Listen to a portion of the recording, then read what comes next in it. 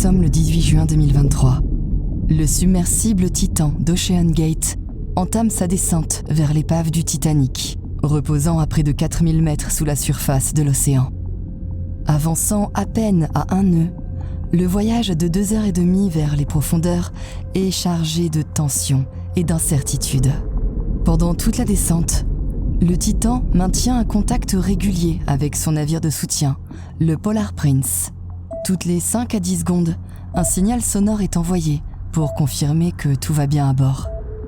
À 10h14, le Polar Prince demande au Titan s'il peut le voir sur son écran. Le Titan répond d'abord par un « K », puis plus tard par « Oui, tout va bien ici ». À 10h47, le submersible envoie un message en surface. « Je laisse tomber 2 poids pour ralentir la descente ». 6 secondes plus tard, à seulement 475 mètres de l'épave du Titanic, le Titan émet son dernier signal de statut. Le Polar Prince appelle à plusieurs reprises pour avoir des nouvelles, mais plus aucune réponse ne revient. Peu après 10h47 du matin, le Titan a implosé, tuant instantanément ses 5 occupants. Ce qui avait commencé comme une plongée de routine vers l'une des épaves les plus célèbres de l'histoire s'est transformé en une énigme bouleversante. Dans les heures et les jours qui ont suivi, le monde entier a suivi avec attention l'opération internationale de recherche et de sauvetage. Banging sounds detected in the North Atlantic might be coming from the 5-passenger Titan submersible. L'implosion du Titan n'a pas seulement marqué la fin de 5 vies humaines. Elle a aussi ouvert la voie à de sérieuses questions, enquêtes et conséquences. No one is dying under my watch. Period. Que s'est-il réellement passé avec le Titan ? Et qu'est-il advenu d'OceanGate, l'entreprise à l'origine de cette tragédie ? I think this is one of the safest things I will ever do. Voici l'histoire d'OceanGate et de son destin après l'implosion du Titan. Avant d'aborder les conséquences de ce tragique événement, il faut d'abord bien comprendre que l'implosion du submersible Titan n'a pas été un simple accident. C'était une catastrophe dont les prémices se sont dessinées sur plusieurs années.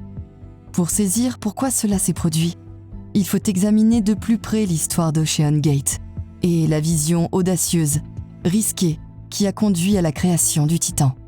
Stockton Rush et Guillermo Solane ont fondé OceanGate avec l'objectif de construire une flotte de submersibles 5 places pour rendre l'exploration des grands fonds plus accessible.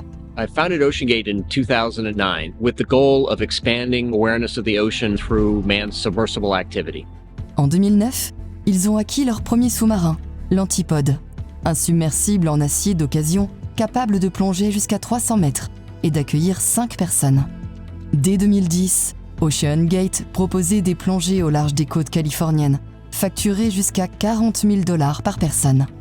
Comme le transport de touristes non certifiés en profondeur se situait dans une zone juridique floue, l'entreprise qualifiait ses passagers de « citoyens scientifiques » pour souligner leur rôle de chercheurs plutôt que de simples touristes. Des années plus tard, OceanGate a commencé à développer ses propres submersibles, avec pour ambition de proposer des solutions innovantes et abordables. Leur premier sous-marin construit de toutes pièces, le Cyclops 1, utilisait une coque en acier recyclé d'un navire nommé Lula et a été conçu avec le soutien de l'Université de Washington et de Boeing. Présenté en 2015, le Cyclops 1 était un submersible 5 places doté d'une coque en acier et d'une grande fenêtre d'observation entièrement en acrylique, ce qui limitait sa profondeur maximale à 500 mètres. Le submersible mesurait environ 6,7 mètres de long, 2,7 mètres de haut et pesait 9 tonnes. Il était contrôlé par une manette de jeu sans fil modifiée et pouvait fonctionner jusqu'à 8 heures grâce à une alimentation par batterie. Le Cyclops 1 a été testé lors de plusieurs missions commerciales et scientifiques, notamment en 2016, lors d'une exploration de l'épave de l'Andrea Doria, au large du Massachusetts, à une profondeur de 73 mètres. Pendant cette plongée, Stockton Rush pilotait le submersible et, malgré les avertissements de son équipage de ralentir, il a heurté l'épave. Cet incident a été cité plus tard lors d'une audience de la garde côtière en 2024, comme un exemple des inquiétudes concernant la conduite de Rush et la culture de sécurité chez OceanGate. He took it down. I kept saying, please keep your distance. Don't tell me what to do. That was the conversation. He decided to go straight for the wreck.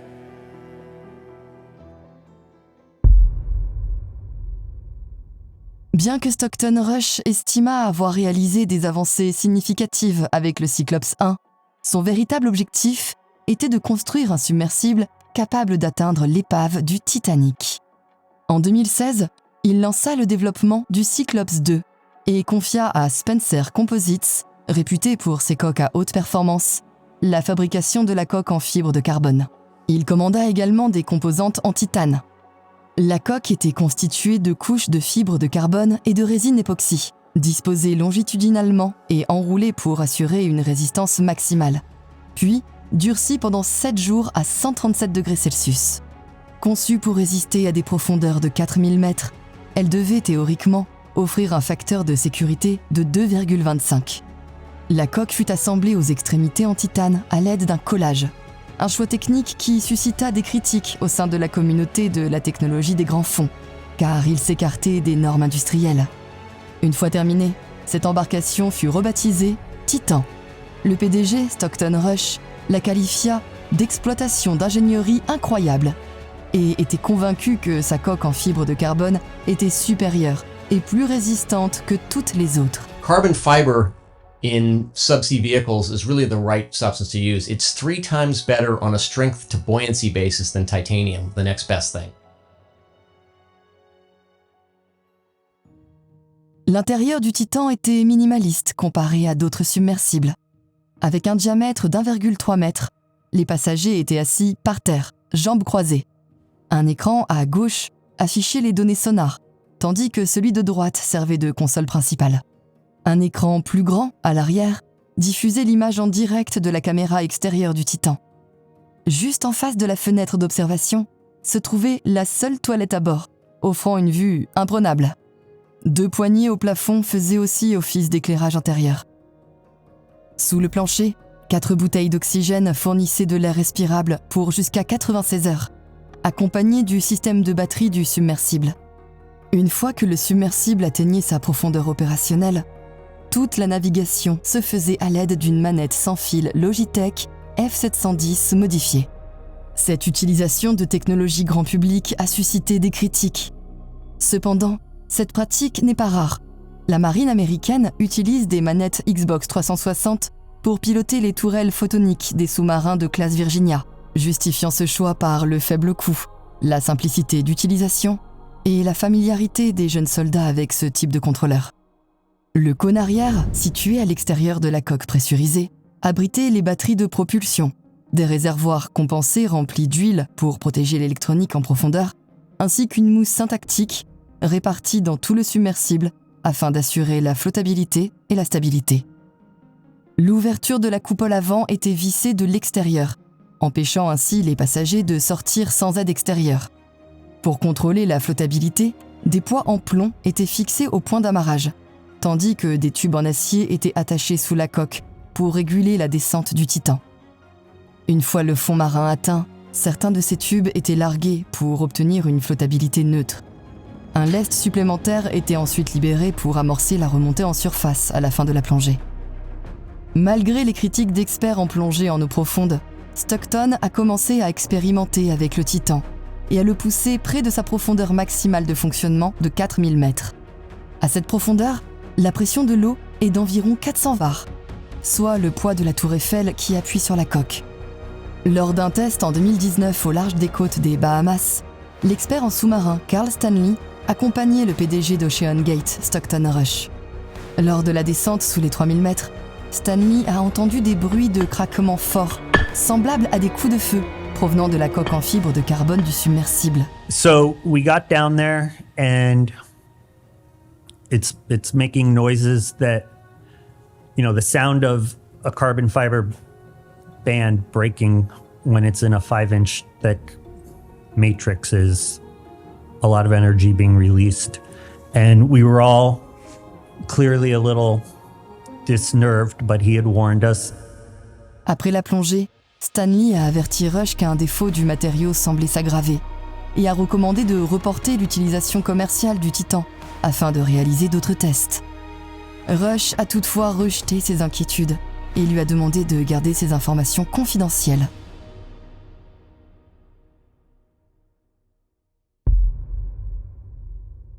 Entre 2021 et 2022, le submersible Titan a effectué environ 23 plongées à l'épave du Titanic, située à une profondeur de 3821 mètres.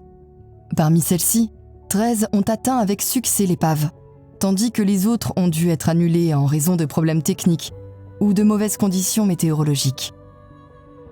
Lors de certaines plongées, d'importantes difficultés techniques sont survenues.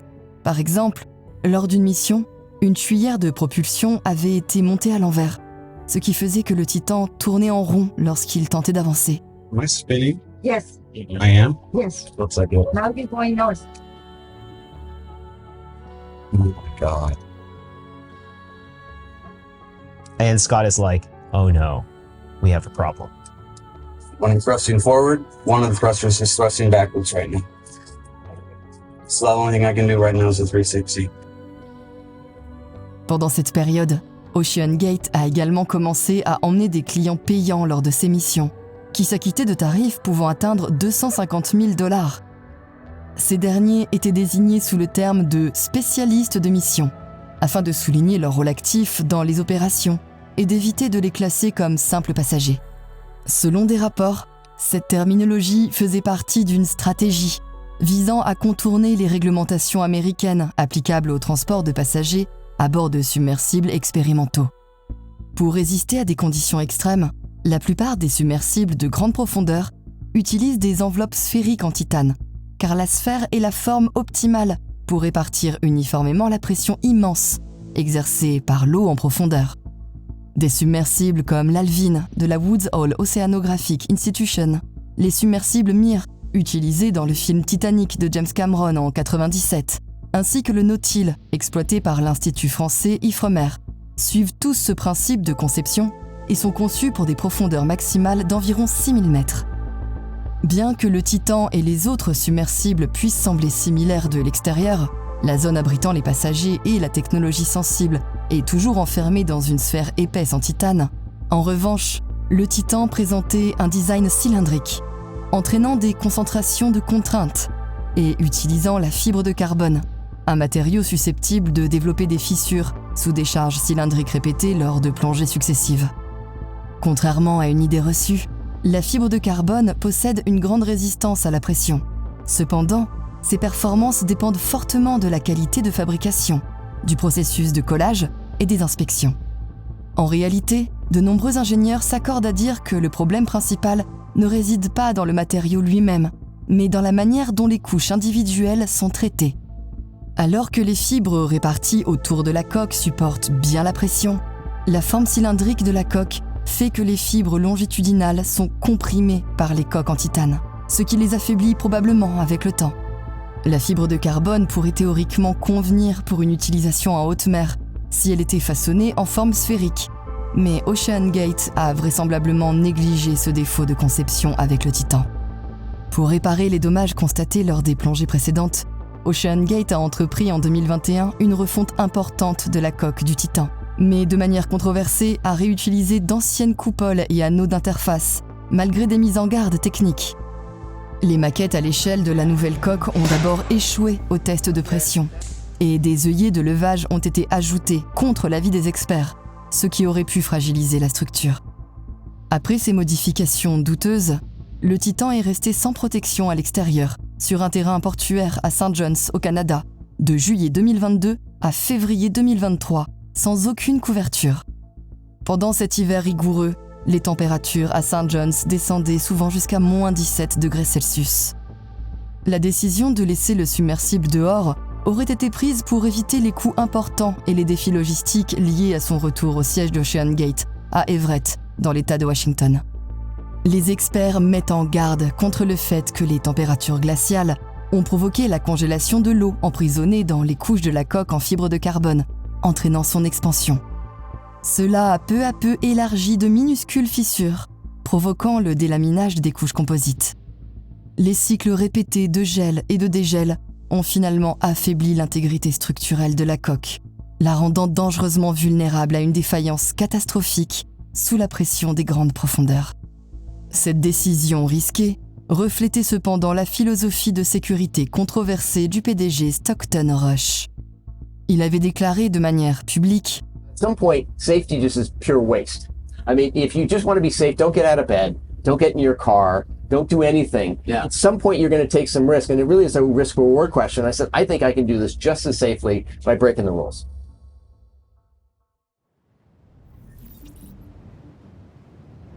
Après avoir passé toute la basse saison à l'extérieur par temps froid, sans qu'aucun rapport ne confirme que la coque reconstruite ait subi des tests approfondis de pression en eau profonde, le submersible Titan est retourné à l'eau le 18 juin 2023.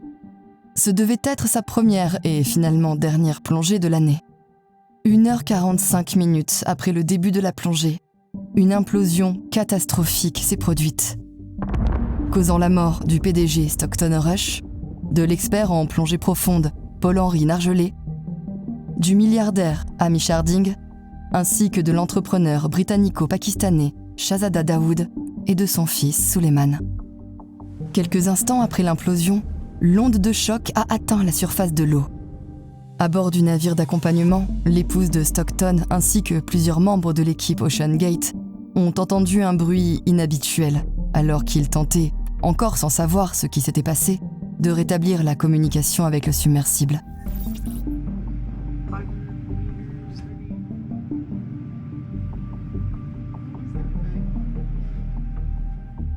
Dans les heures qui ont suivi la disparition du Titan, les opérations de recherche se sont d'abord concentrées sur la localisation du submersible, partant du principe qu'une panne technique l'avait immobilisé sur le fond marin.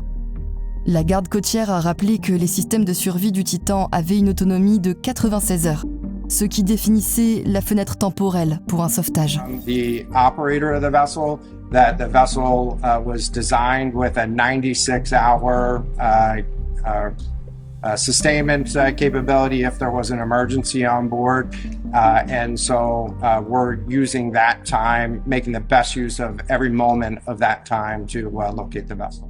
À l'issue de ce délai sans aucun contact, la mission a été requalifiée de sauvetage en récupération. Tragiquement, l'épave du Titan a été retrouvée dans la nuit du 22 juin 2023, à environ 500 mètres de la proue du Titanic, confirmant une implosion. La réaction de la garde côtière a été critiquée, après qu'il a été révélé que le système acoustique de la marine américaine avait enregistré une forte implosion près de l'épave dès le 23 juin, mais que cette information n'a été rendue publique que bien plus tard.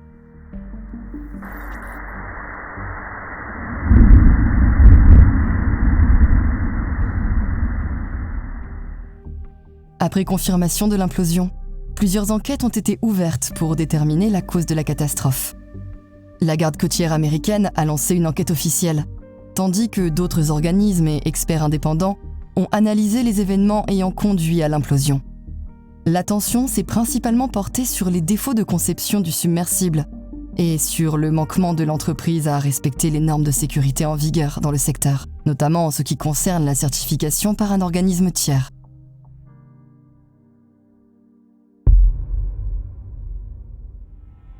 OceanGate s'est ensuite retrouvé sous une forte pression juridique et financière.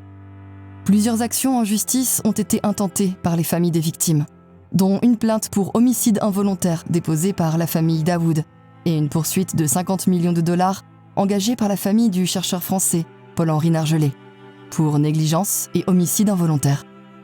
Les plaignants accusaient OceanGate d'avoir ignoré les protocoles de sécurité et les avertissements d'experts. Toutefois, une décharge de responsabilité signée par tous les passagers, mentionnant le mot « mortalité » à 9 reprises, a partiellement protégé l'entreprise de certaines conséquences juridiques. Après la catastrophe, OceanGate a cessé ses activités et a annulé les plongées prévues pour 2024. Il n'y a eu ni conférence de presse, ni interview ultérieure, ni prise de responsabilité publique. À la mi-juillet 2023, le site web d'OceanGate a été désactivé avec une mention indiquant que toutes les opérations futures étaient suspendues. La page Instagram de l'entreprise est devenue privée, et Et la chaîne YouTube, où étaient publiées des images haute définition de l'épave du Titanic, a été supprimée. OceanGate ne s'est jamais réellement exprimé sur l'implosion, à l'exception de la première confirmation de la perte de vie humaine le 22 juin 2023, avec les mots suivants. Nous croyons maintenant que notre PDG Stockton Rush, ainsi que Hamish Harding, Shahzada Dawood et son fils Suleiman Dawood, ainsi que Paul-Henri Nargeolet, ont malheureusement disparu. Ces hommes étaient de véritables explorateurs, animés d'un esprit d'aventure exceptionnel. L'année suivante, Guillermo Solane, cofondateur d'OceanGate qui avait quitté l'entreprise en 2013, a témoigné devant une commission d'enquête de la garde côtière sur le naufrage du Titan. Il a exprimé ses condoléances et espéré que cette tragédie raviverait l'intérêt pour la recherche en eau profonde plutôt que de l'éteindre. I hope that someday in the near future we'll look back on this time as a major turning point in human history when the global general public finally took an active interest in all of our efforts, everything that all of us do to explore the deep oceans, to study them and to preserve them. Après la mort de Stockton Rush, OceanGate a nommé Gordon Gardiner au poste de PDG et directeur, chargé de superviser l'entreprise pendant les enquêtes en cours et la liquidation des activités commerciales. La mission de Gardiner consiste principalement à gérer les conséquences et à assurer la conformité avec les enquêtes de la garde côtière américaine, ainsi que d'autres autorités, dont certaines sont encore actives. La tragédie et la manière dont elle a été gérée continuent de susciter de vives critiques de la part de personnalités éminentes du domaine de l'exploration sous-marine. Ainsi, dans une interview approfondie accordée à 60 Minutes Australia, James Cameron a vivement dénoncé l'opération de sauvetage, affirmant que les experts, lui y compris, savaient très tôt que l'équipage n'avait pas survécu. Casa del Mar Stationery, that's the hotel I was in LA at the time, that I heard about it. 9:25, that's AM, 9:25 confirmed implosion. And I literally wrote that on the pad the moment I heard from my naval source. Cameron a également exprimé des doutes quant à l'enquête menée par la garde côtière américaine, notant qu'il n'a jamais été contacté par les enquêteurs malgré son expertise. Il a établi un parallèle avec la catastrophe initiale du Titanic, où des avertissements ignorés avaient conduit à une tragédie similaire au même endroit. Bien que la tragédie du Titan ait enseigné de dures leçons, elle n'a pas dissuadé d'autres acteurs de planifier de futures expéditions sur l'épave du Titanic. Triton Submarines, soutenu par le milliardaire Larry Connor, a récemment annoncé un plongeon certifié vers le Titanic, dans le but de démontrer que les explorations en eau profonde peuvent se faire en toute sécurité, contrairement au Titan d'OceanGate. Pourtant, l'avenir des plongées commerciales vers le Titanic reste incertain. Si d'autres expéditions voient le jour, il est clair qu'OceanGate n'y participera plus, car dans leur tentative de rapprocher l'histoire des hommes, ils en sont eux-mêmes devenus une partie intégrante. Si l'histoire du Titanic t'intéresse, ne manque pas mon autre vidéo où j'explique comment le Titanic a finalement été retrouvé et pourquoi cela a pris 73 ans. Si cette vidéo t'a plu, n'oublie pas de liker la vidéo et de t'abonner à la chaîne. Comme toujours, merci beaucoup d'avoir regardé et on se retrouve dans la prochaine vidéo.